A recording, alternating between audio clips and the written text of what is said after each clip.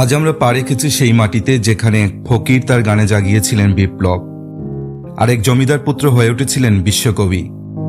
যেখানে গান হয় মন্ত্র আর মন্ত্র হয় প্রতিবাদ, যেখানে প্রতিটি ধূলিকণা গানে জেগে ওঠে আর প্রতিটি বাতাস বয়ে আনে আত্মা ছুঁয়ে যাওয়া কোনো দর্শনের ঘ্রাণ। এক্সপ্লোর উইথ রিপনের মিশন 64 ট্রাভেল সিরিজের আজকের পর্বে আপনাদের শোনাব বাংলা সংস্কৃতির প্রাণকেন্দ্র কুষ্টিয়ার গল্প। বাংলাদেশের দক্ষিণ পশ্চিমাঞ্চলের খুলনা বিভাগে অবস্থিত এই কুষ্টিয়া শুধু একটি জেলা নয়, একে বলা হয় বাংলাদেশের সাংস্কৃতিক রাজধানী, যেখানে মিশে আছে সাহিত্যের ধারা, বাউল দর্শন আর এক গভীর ঐতিহাসিক আবহ। তার উপরে চিলে কোঠা, তাহে এক পাগলা বেটা, তাহে এক পাগলা বেটা বসে একা একে সারি, ধন্য ধন্য বলি তারি, ধন্য ধন্য বলি তারি। কালের প্রবাহে কুষ্টিয়ার পরিচয় নানা রূপে এসেছে। দেশভাগের আগে কুষ্টিয়া নদিয়ার একটি মহকুমা ছিল। অবশেষে 1947 সালে পাকাপোক্তভাবে কুষ্টিয়া জেলা হিসেবে আত্মপ্রকাশ করে। এই জেলার একটি অসামান্য বৈশিষ্ট্য এর ভাষা। বাংলাদেশের মধ্যে সবচেয়ে প্রমিত বাংলা উচ্চারিত হয় এখানকার মানুষদের মুখে। আমরা কুষ্টিয়ার মানুষ। ভাষাবিজ্ঞানীদের মতে কুষ্টিয়ার কথ্যরূপই হলো বাংলাদেশের শুদ্ধতম বাংলা। আমরা গত কয়েকদিন ধরে টানা জার্নিতে আছি। রাজশাহী ঘুরে এসে গতকাল রাতে পৌঁছেছি কুষ্টিয়ায়। কুষ্টিয়া আমার ভ্রমণকৃত 19তম জেলা। আমাদের এবারের 3 জেলা ভ্রমণে কুষ্টিয়ার জন্য সময় খুবই সীমিত, কারণ আজ বিকেলের ট্রেনেই আমাদের ঢাকার পথে রওনা দিতে হবে। তবু চেষ্টা করেছি এই মাটির সবচেয়ে চেনা প্রিয় কিছু স্থানকে ছুঁয়ে যেতে। এই স্বল্প সময়ে আমরা গিয়েছি এমন কিছু জায়গায় যা কুষ্টিয়ায় এসে না দেখলেই নয়। 19 জুন সকালের নাস্তা সেরে আমরা যাত্রা শুরু করি দিনের প্রথম গন্তব্য ইসলামী বিশ্ববিদ্যালয়ের ক্যাম্পাসের দিকে। একে তো 7 সকাল, তার উপর ঈদের ছুটি, সব মিলিয়ে পুরো ক্যাম্পাস ছিল একদম নির্জন। কোলাহলহীন সেই নির্জন প্রাঙ্গণে আমরা হেঁটে বেরিয়েছি এক অনন্য অভিজ্ঞতা নিয়ে। ইসলামী বিশ্ববিদ্যালয়ের ইতিহাস বেশ পুরনো ভাবনার ফসল। দেশভাগের আগেই পূর্ব বাংলায় একটি ইসলামী উচ্চশিক্ষা প্রতিষ্ঠান প্রতিষ্ঠার তোড়জোড় শুরু হয়েছিল। অবশেষে বহু প্রতীক্ষার অবসান ঘটে 1976 সালের 1 ডিসেম্বরে, যখন বাংলাদেশ সরকার এই বিশ্ববিদ্যালয় প্রতিষ্ঠার ঘোষণা দেয়। এরপর 1979 সালের 22 নভেম্বর কুষ্টিয়া শহর থেকে প্রায় 24 কিলোমিটার দক্ষিণে এবং ঝিনাইদহ শহর থেকে 22 কিলোমিটার উত্তরে কুষ্টিয়া ঝিনাইদহ সড়কের পাশে শান্তিডাঙ্গা দুলালপুর নামক স্থানে 175 একর জমির উপর ভিত্তিপ্রস্তর স্থাপন করেন তৎকালীন রাষ্ট্রপতি জিয়াউর রহমান। 1983 সালের 18 জুলাই তৎকালীন এরশাদ সরকার এক সরকারি আদেশে ইসলামী বিশ্ববিদ্যালয়কে গাজীপুরের বোর্ডবাজারে স্থানান্তরের সিদ্ধান্ত নেয়। এই সিদ্ধান্তে তীব্র প্রতিক্রিয়া দেখা দেয় স্থানীয় জনগণের মাঝে। শুরু হয় জোরালো আন্দোলন, যার ঢেউ ছড়িয়ে পড়ে পুরো অঞ্চলে। জনগণের এই দৃঢ় অবস্থানের মুখে শেষ পর্যন্ত সরকার পিছু হটে। 1989 সালের 3 জানুয়ারি মন্ত্রিসভা বৈঠকে ইসলামী বিশ্ববিদ্যালয়কে পুনরায় কুষ্টিয়ায় ফিরিয়ে আনার সিদ্ধান্ত গ্রহণ করা হয়। এরপর দীর্ঘ প্রস্তুতি এবং পুনর্গঠনের মধ্য দিয়ে অবশেষে 1992 সালের 1 নভেম্বর ইসলামী বিশ্ববিদ্যালয়ের বর্তমান ক্যাম্পাসে আনুষ্ঠানিকভাবে শিক্ষা এবং প্রশাসনিক কার্যক্রমের সূচনা হয়। আমার 19তম জেলা হিসেবে আমরা গতকাল রাতে কুষ্টিয়া শহরে এসে পৌঁছেছি। আজ সকালে আমরা প্রথমেই চলে এসেছি ইসলামী বিশ্ববিদ্যালয় ক্যাম্পাসে। অসম্ভব সুন্দর একটি ক্যাম্পাস, খুবই ভালো লাগছে। অনেক গাছগাছালি রয়েছে, পাশাপাশি অনেক পাখি আছে, মানে অসম্ভব রকমের অনেক সুন্দর সুন্দর পাখি। আমরা সকালবেলায় চলে এসেছি, ফলে ক্যাম্পাস একদমই নীরব, তেমন মানুষজন নেই। আমাদের আজকের প্ল্যানে আছে যে ইসলামী বিশ্ববিদ্যালয়ের পর আমরা যাব হচ্ছে লালনের মাজারে যাব, পাশাপাশি রবীন্দ্রনাথ ঠাকুরের শিলাইদহ কুটিবাড়ি দেখারও আমাদের ইচ্ছে আছে। এগুলো দেখে যদি আর সময় থাকে তাহলে আমরা আরও কিছু জায়গা দেখার চেষ্টা করব, কারণ আমাদের আজকে হাতে সময় আছে বিকেল 3:30 পর্যন্ত। 4টায় আবার আমাদেরকে ফিরে যেতে হবে। ট্রেন 4টায় ছাড়বে ঢাকার উদ্দেশ্যে। এটি বাংলাদেশের একমাত্র বিশ্ববিদ্যালয় যেখানে নিয়মিত একাডেমিক কাঠামোর অধীনে ধর্মতত্ত্ব এবং ইসলামী আইন বিষয়ে স্নাতক ও স্নাতকোত্তর পর্যায়ে শিক্ষাদান করা হয়। ঈদের ছুটির প্রভাব পড়েছে পুরো ক্যাম্পাস জুড়ে। চারদিকে এক প্রশান্ত নির্জন নীরবতা। শিক্ষার্থীদের কোলাহলহীন এই নিস্তব্ধ পরিবেশ যেন এক অন্যরকম মায়া ছড়িয়ে রেখেছে। সবুজ গাছগাছালিতে ঢাকা ক্যাম্পাস জুড়ে পাখিদের কিচিরমিচির আর কখনো কখনো উকি দেয়া কৌতূহলী কাঠবিড়ালির দেখা মেলে। ইসলামী বিশ্ববিদ্যালয়ে বেশ কিছুটা সময় এভাবেই কাটে আমাদের।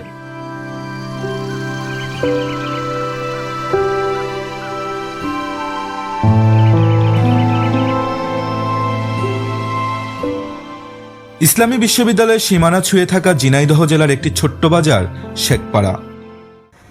আমরা ইসলামী বিশ্ববিদ্যালয় থেকে এইমাত্র বেরোলাম। এখন একজনের সাথে দেখা করতে যাচ্ছি। আমাদের এক কলিগ আছেন পারভিন নাহার ম্যাডাম। পারভিন নাহার ম্যাডামের ভাইয়ের সাথে দেখা করতে যাচ্ছি। উনি এখানেই একটি ব্যাংকে কর্মরত আছেন, তো ওনার সাথে দেখা করব। ব্যস্ত ব্যাংকিং আওয়ার, অথচ আমাদের আপ্যায়নে তার আন্তরিকতার কোনো ঘাটতি ছিল না। শাখা ব্যবস্থাপকের অফিস কক্ষে তিনি ফলমূল, রসমালাই আর চা বিস্কুট সহযোগে যে পরিমাণ ভালোবাসার আপ্যায়ন করেছেন তাতে জড়িয়েছিল এক ধরনের আত্মীয়তাবোধের উষ্ণতা। কর্মব্যস্ততার মধ্যেও তার এই সৌজন্য আর আতিথেয়তায় আমরা সত্যিই অভিভূত। এই হৃদয়স্পর্শী অভিজ্ঞতার জন্য আমরা কৃতজ্ঞতা জানাই বিপ্লব ভাইকে এবং এই মিলনের সেতু হয়ে থাকা পারভিন নাহার ম্যাডামকেও। বিপ্লব ভাইয়ের সাথে সাক্ষাতের পর আমরা আবার ফিরে এলাম কুষ্টিয়া শহরে। সেখান থেকে একটি সিএনজি অটোরিকশা করে রওনা দিলাম কুষ্টিয়ায় আমাদের মূল গন্তব্য লালন শাহের মাজারে। মাজার প্রাঙ্গণে পা রাখতেই এক অদ্ভুত অনুভূতি ভর করল আমার ভিতর।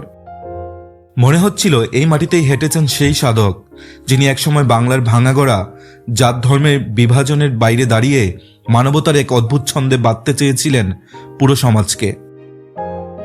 একজন সাধারণ গ্রামীণ মানুষের জীবন থেকে কিভাবে এমন অসাধারণ এক ভাবনার জন্ম হয়, কিভাবে তিনি হয়ে ওঠেন সমগ্র বাংলা ভাষাভাষী মানুষের মনের মানুষ, এই ভাবনাতেই আমি শিহরিত হলাম। আরেকবার বুঝলাম, নিজের মধ্যে যদি সৃজনশীলতা, অধ্যবসায়, ত্যাগ এবং অবিচল মানসিকতা থাকে তাহলে প্রতিবার বিচ্ছুরণ ঘটবেই। লালন ছিলেন এক মানবতাবাদী সাধক, যিনি ধর্ম, বর্ণ, গোত্র কিংবা জাতিগত বিভেদের ঊর্ধ্বে উঠে মানুষকেই সবচেয়ে বড় সত্য হিসেবে দেখেছিলেন। তার গান ও দর্শন গঠিত হয়েছে এই অসাম্প্রদায়িক বিশ্বাসের ভিত্তিতে, যেখানে কেবল মানবতাই সর্বোচ্চ। এ কারণেই তার সৃষ্টি কালজয়ী হয়ে উঠেছে, যুগে যুগে ছুঁয়ে গেছে অসংখ্য হৃদয়। রবীন্দ্রনাথ ঠাকুর, কাজী নজরুল ইসলাম থেকে শুরু করে মার্কিন কবি অ্যালেন গিন্সবার্গের মতো বিশ্ববরেণ্য কবি, সাহিত্যিক এবং দার্শনিকেরাও লালনের প্রভাব থেকে বাদ যাননি। তার গান নানা প্রজন্মে সাধারণ মানুষ থেকে শুরু করে অসংখ্য সঙ্গীত শিল্পীর কণ্ঠে বারবার উচ্চারিত হয়েছে, কখনো গ্রামীণ পল্লীর আখড়ায়, কখনো শহরের মঞ্চে। হব বলে চারণ দাসী, হব বলে চারণ দাসী, ও তাহাই না কপাল গুনে, ও তাহাই না কপাল গুনে, আমার মনের মানুষের শানে, আমার মনের মানুষের শানে। লালনের জীবন সম্পর্কে বিস্তারিত কোনো প্রামাণ্য বিবরণ আজও মেলে না। তার নিজের লেখা 288টি গানই তার জীবনের সবচেয়ে নির্ভরযোগ্য সূত্র, যদিও সেগুলোর কোথাও তিনি নিজের জীবনের ঘটনা বা পরিচয় স্পষ্টভাবে উল্লেখ করেননি। কেবলমাত্র কিছু গানে তিনি নিজেকে লালন ফকির নামে চিহ্নিত করেছেন। তার মৃত্যুর 15 দিন পর কুষ্টিয়া থেকে প্রকাশিত হিতকরী পত্রিকার একটি সম্পাদকীয় নিবন্ধে লেখা হয়েছিল, ইহার জীবনী লিখিবার কোনো উপকরণ পাওয়া কঠিন। নিজে কিছু বলিতেন না, শিষ্যরা তাহার নিষেধক্রমে বা অজ্ঞতাবশত কিছুই বলিতে পারে না। কুষ্টিয়া জেলার কুমারখালী উপজেলার ছেউরিয়া নামক শান্ত গ্রামটি শুধুমাত্র একটি গ্রাম নয়, এ যেন আধ্যাত্মিকতার এক তীর্থভূমি। এখানেই গড়ে উঠেছে বাউল সম্রাট লালন শাহের মাজার, যেটি শুধু একটি সমাধি নয়, বরং ভাবতত্ত্ব এবং মানবতাবাদের এক জীবন্ত নিদর্শন। লালনের জন্মস্থান নিয়ে আজও মতভেদ রয়েছে। কেউ বলেন তিনি কুষ্টিয়ার, কেউ বলেন যশোর কিংবা ঝিনাইদহের। কিন্তু এ বিষয়ে মতের অমিল থাকলেও একটি বিষয়ে কারো দ্বিমত নেই, সেটি হলো লালন ছেউরিয়াকেই বেছে নিয়েছিলেন তার আধ্যাত্মিক সাধনার কেন্দ্র হিসেবে। এখানেই তিনি জীবনের দীর্ঘ সময় কাটিয়েছেন, গড়েছেন তার আখড়া আর জন্ম দিয়েছেন এক ব্যতিক্রমী দর্শনের, যা জাতি, ধর্ম, বর্ণের সকল গণ্ডি অতিক্রম করে মানুষকেই করেছে মুখ্য। 1890 সালে 17 অক্টোবর 116 বছর বয়সে লালন মৃত্যুবরণ করেন। মৃত্যুর দিন ভোর 5টা পর্যন্ত তিনি গান বাজনা করেন এবং একসময় তার শিষ্যদের বলেন, আমি চলিলাম।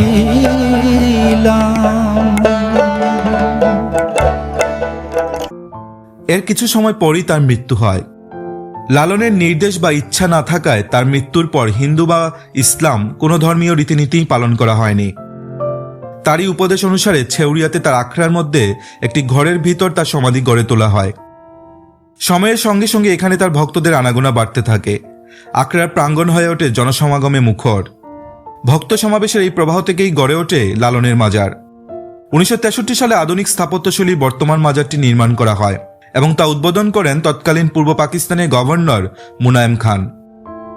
তখন থেকে এটি লালন অনুসারীদের পাশাপাশি দেশি বিদেশি পর্যটকদের আকর্ষণের কেন্দ্রবিন্দুতে পরিণত হয়। এখানে লালনের ভাবশিষ্যদের কণ্ঠে সরাসরি লালনের গান শোনার সুযোগ হয়েছিল। তিন পাগলে হলো মেলা নদে এসে, তিন পাগলে হলো মেলা নদে এসে, ওরে মন নদে এসে তো ডাকো ডাকনের পাগলের কাছে, তো ডাকো ডাকনের পাগলের কাছে।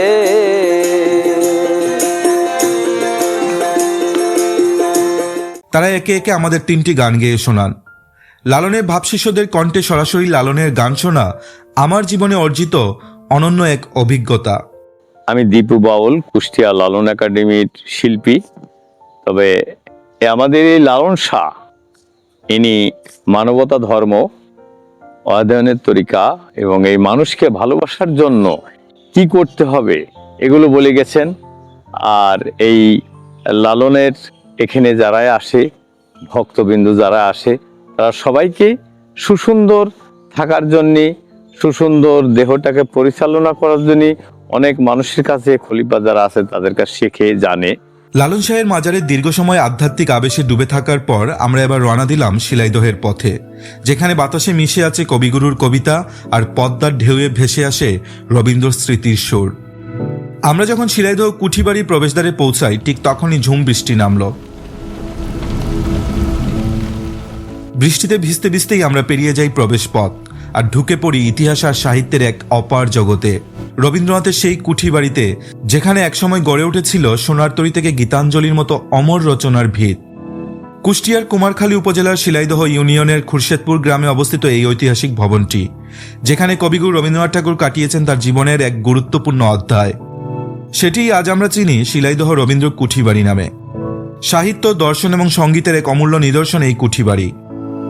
কুষ্টিয়া শহর থেকে যার দূরত্ব মাত্র 15 কিলোমিটার। 1807 সালে কবিগুরু রবীন্দ্রনাথ ঠাকুরের পিতামহ প্রিন্স দ্বারকানাথ ঠাকুর এই অঞ্চলের জমিদারি লাভ করেন।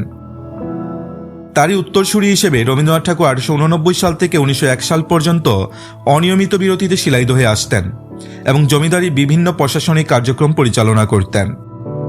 প্রায় 33 বিঘা জায়গা জুড়ে বিস্তৃত এই প্রাসাদ সম স্থাপনাটির মূল ভবনটি দাঁড়িয়ে আছে 2.5 বিঘা জমির উপর। 3 তলা বিশিষ্ট এই কুঠিবাড়িতে রয়েছে সর্বমোট 18টি কক্ষ। এর 3য় তলাটি ছিল কবিগুরুর নিজস্ব জগৎ। এখানে বসেই তিনি লিখেছিলেন বাংলা সাহিত্যের কালজয়ী অনেক কবিতা এবং ছড়া। কুঠিবাড়ির নির্জন পরিবেশ, নদী প্রান্তরের নিসর্গ আর বাংলার গ্রামীণ জীবনের ঘনিষ্ঠতা তাকে গভীরভাবে আলোড়িত করেছিল। এখানে তিনি রচনা করেন সোনারতরী, চিত্রা, চৈতালি সহ বাংলা সাহিত্যের অসংখ্য অমূল্য সম্পদ। শিলাইদহেই তিনি শুরু করেন গীতাঞ্জলি কাব্যের ইংরেজি অনুবাদ, যার জন্য তিনি পরবর্তীকালে নোবেল পুরস্কারে ভূষিত হন।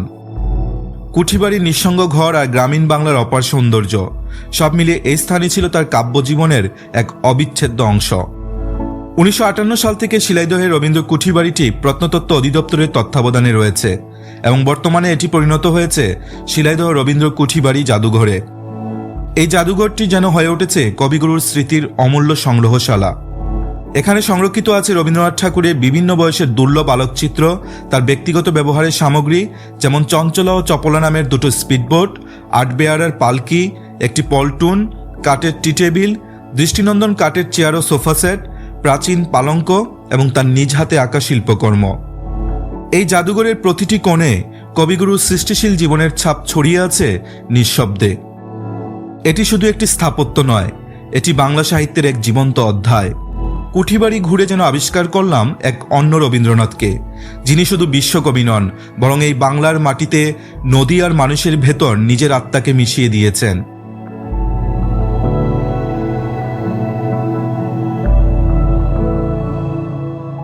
কুঠিবাড়ি থেকে বেরোতেই আবার শুরু হলো বৃষ্টি। ছাতাহীন ভিজে যাচ্ছিলাম। তবু মনটা ভারাক্রান্ত নয়, বরং একরাশ ভালো লাগা আর অভিজ্ঞতায় পূর্ণ। কুঠিবাড়ির গেটের সামনে চোখে পড়ল কুষ্টিয়ার বিখ্যাত কুলফি মালাই। মুখে দেওয়া মাত্র ঠান্ডা আর মিষ্টি স্বাদের এক অপূর্ব মেলবন্ধন জিভে ছড়িয়ে গেল। সত্যি কুষ্টিয়াকে মনে রাখার মতো আরেকটি মুহূর্ত। বিকেল 4টায় আমাদের বেনাপোল এক্সপ্রেস ধরতে হবে কুষ্টিয়া কোর্ট স্টেশন থেকে, তাই কুলফির ঠান্ডা মিষ্টি স্বাদ আর বৃষ্টির ছোঁয়া নিয়ে রওনা দিলাম শহরের দিকে। তারপরই হাঁটতে হাঁটতে চলে এলাম কুষ্টিয়া কোর্ট স্টেশনে। স্টেশন জুড়ে তখন মানুষের ব্যস্ততা, গমগমে কোলাহল আর ট্রেন ধরার তাড়াহুড়ো। শেষমেশ উঠে বসলাম বেনাপোল এক্সপ্রেসে। সিট পর্যন্ত পৌঁছাতে বেশ ব্যাগ পোহাতে হলো আমাদের। জানালার বাইরে তখন ভেসে যাচ্ছে কুষ্টিয়ার শেষ দৃশ্যাবলী। শহর ছাড়িয়ে গ্রাম, ক্ষেত, খামার, নদী সব পেছনে পড়ে থাকলো।